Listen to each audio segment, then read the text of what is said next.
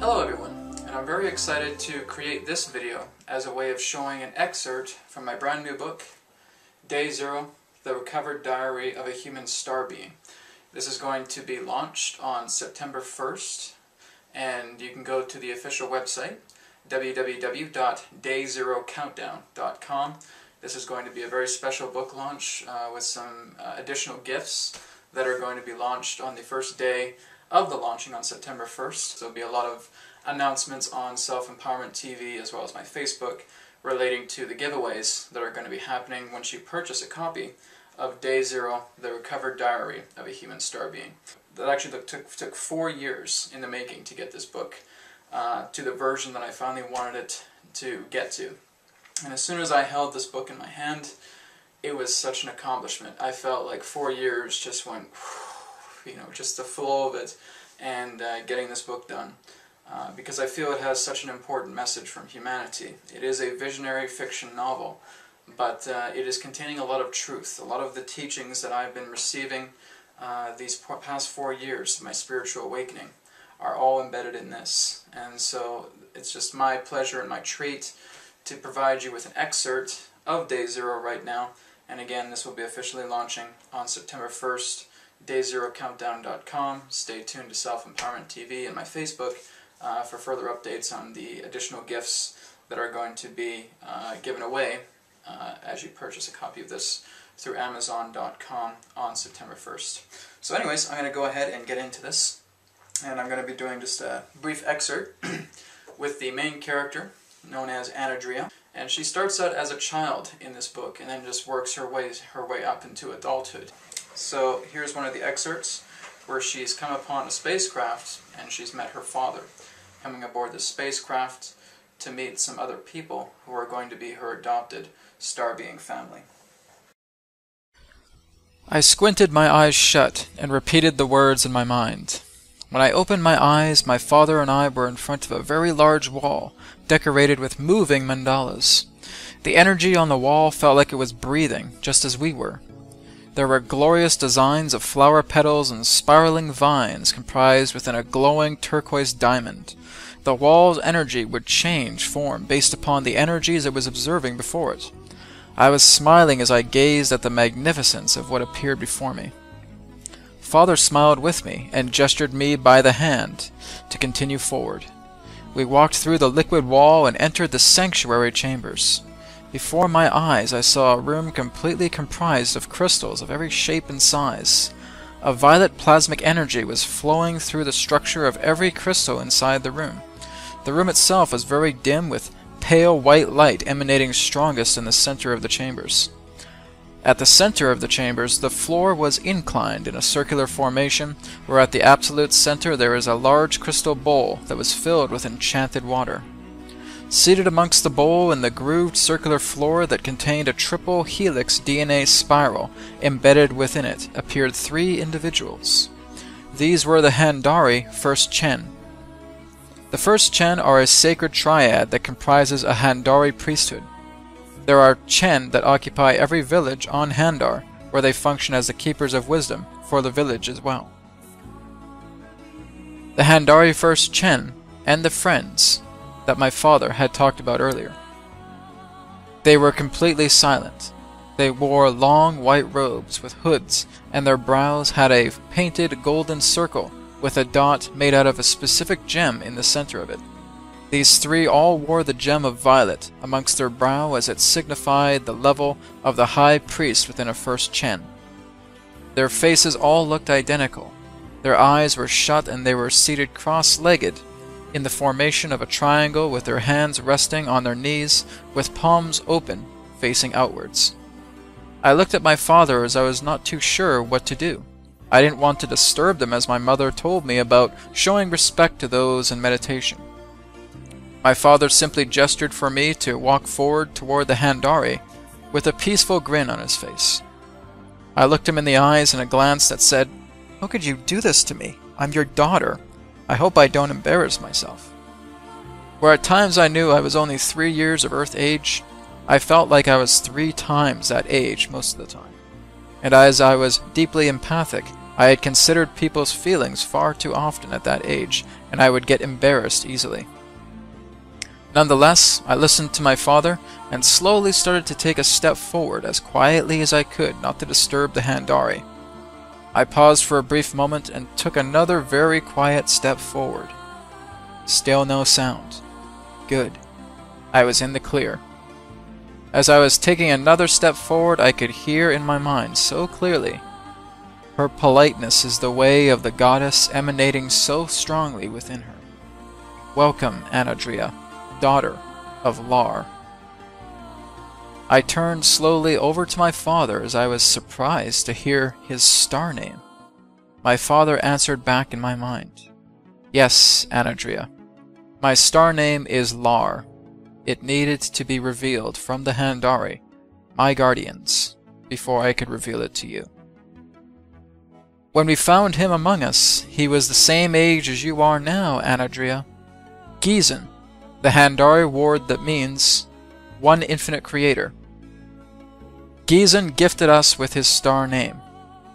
Lar represents the name of a sacred shield sworn to uphold and protect the innocent from danger. And as Lar came to us all of those ages ago, you come to us now with your love to complete the circle of harmony." The voices spoke together as one in my mind. There was no way to individuate who was speaking, as what was being relayed to me was coming from the three. "Our dearest, come sit with us amongst the chamber. We have much to share with you." I went over to the circular groove and sat beside one of the Handari elders. I looked over to my father, and he politely bowed to me and the Handari. "I shall return later on, Anadria. And yes, I will teach you how to commune with your mother as well," my father said to me in my mind. "She is beautiful. So beautiful," the Handari voices said all together in my mind. "I hear you so loud in my mind," I said aloud. "Yes, our child. This is what is known as telepathy, as you call it amongst your planet. The Handari never speak aloud. We are mind speakers, Anadria." The Handari nearest to me spoke to me in my mind with a single voice. He looked upon me with a wide smile. "We have trained your father the speech of mind at an early age, although he still prefers to speak aloud at times," the Handari to my right admitted. "Why is that?" I asked within my mind. "He has grown accustomed to the company of humans," the Handari ahead of me stated. "His work has involved much interaction with them, in an attempt to better understand their culture and instruct others who require to operate on the surface of the planet." "Why would other people want to work on Earth?" I asked curiously. "When your world requires assistance and cannot receive it from humans, others stand ready to assist her. This is all about working alongside the nature of your world. As she grows, evolves, and expands, areas of her body require assistance so that she is able to expand to prevent danger from the people on the planet."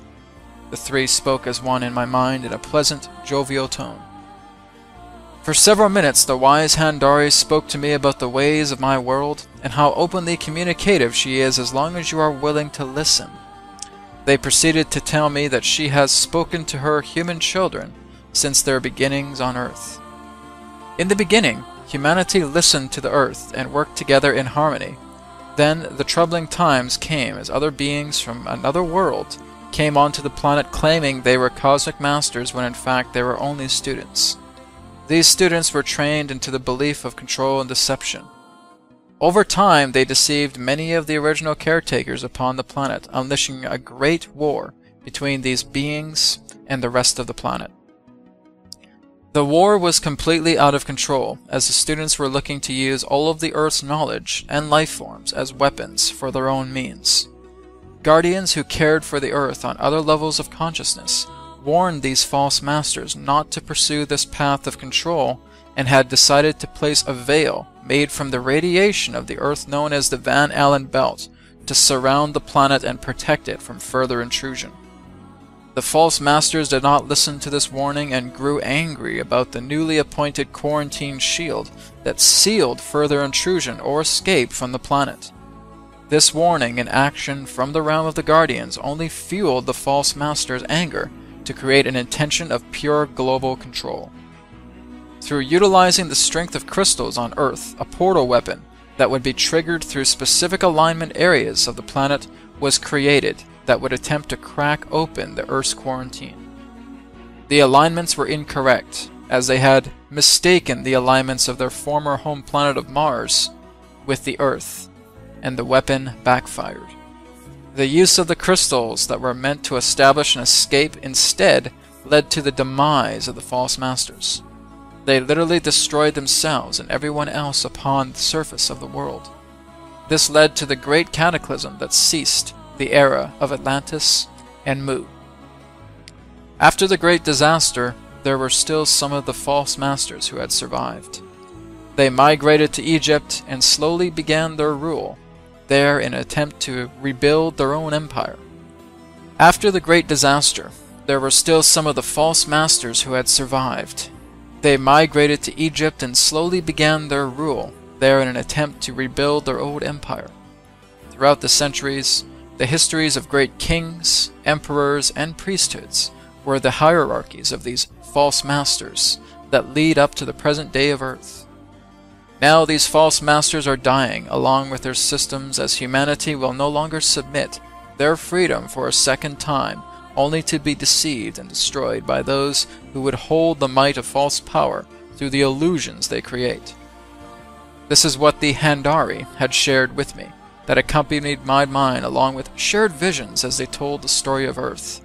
I was amazed that I was part of a planet that had such a rich and powerful history behind it. It was greater than any movie that could be told or any book that could be written. Now was the time, dearest Anadria, that Earth receive the assistance she needs so that she may meet her upliftment before the time of Day Zero, the Handari shared with me. My daddy told me about Day Zero. When is Day Zero? I asked in my mind. Day Zero can only be measured through the way of alignment. A great planetary conjunction will be occurring within the next 12 Kreth. Kreth represents an intergalactic measurement of time. The exact measurements are uncertain, but they range between the cycle of 4 to 4.75 Earth years in duration. 12 Kreth that will create an alignment causing the dimensional planes to come together and synchronize with one another, allowing a great advancement to occur not only on this world of Earth, but on other worlds as well that meet the dimensional plane's synchronicity to uplift. It has been prophesied by your great teachers of your past that the plane to venture toward Day Zero on a collective level shall begin its first stages upon your Earth date of December 21st, 2012. The times ahead after this moment will eventually lead your culture to the understandings of timelessness, as they operate together in unified maturity. The Handari nearest to me stated, "Keep in mind, child, that much is still to be done on your former world before crossing the threshold toward Day Zero. As you prosper through your training functioning as a member of the galactic community, you will know what to do and who to appoint to assist you as you make personal contact with the Earth and its people when the time is right. We have much more to tell you, young one, but this revealing will come to you at the appropriate age for you to fully realize its message. Meet with your father outside as we prepare to return to our world of Handar, where you shall begin within your school for formal training," the Handari at the front stated to me seriously. I got up off the floor and gave all three of the Handari a big hug. They all chuckled jovially as they thoroughly enjoyed the love that flowed through me. When I stepped through the wall of the sanctuary chamber, I saw my father crouched down in front of me holding a beautiful sapphire crystal pendant in front of me. I smiled as my eyes locked with the beauty of the sapphire crystal.